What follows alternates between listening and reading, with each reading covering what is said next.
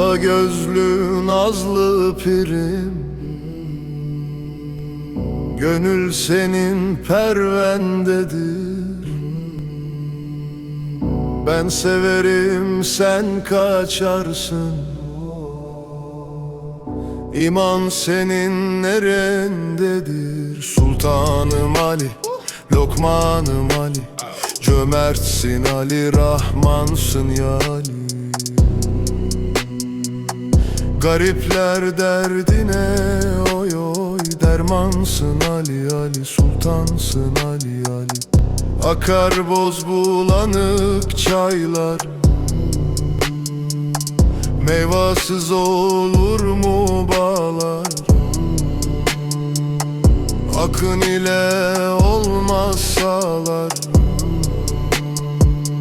hesap yolu sürendedir. Sultanım Ali, Lokmanım Ali, cömertsin Ali, Rahmansın ya Ali. Garipler derdine oy oy, dermansın Ali Ali, sultansın Ali Ali. Kaşların kurulu yaydır, mahcemalin bedir aydır. Bahçaya girmek kolaydır, fesat gülü derendedir. Sultanım Ali, Lokmanım Ali, rehberim Ali, cömertsin ya Ali. Garipler derdine oy oy, dermansın Ali Ali, dermansın Ali Ali. Derviş bellidir taçından, dert alıyor dert ucundan. Şu densiz insanlar suçundan,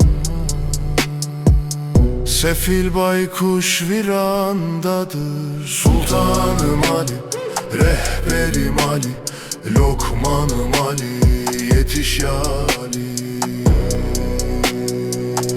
Garipler derdine ya dost, dermansın Ali Ali, dermansın Ali Ali. Derviş Alim der övdüm, aşkın hayalin kurdum. Suç benim değil sevdiğim, sana meyil verendedir.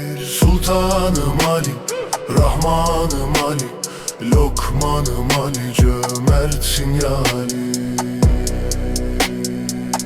Garipler derdine ya dost, dermansın Ali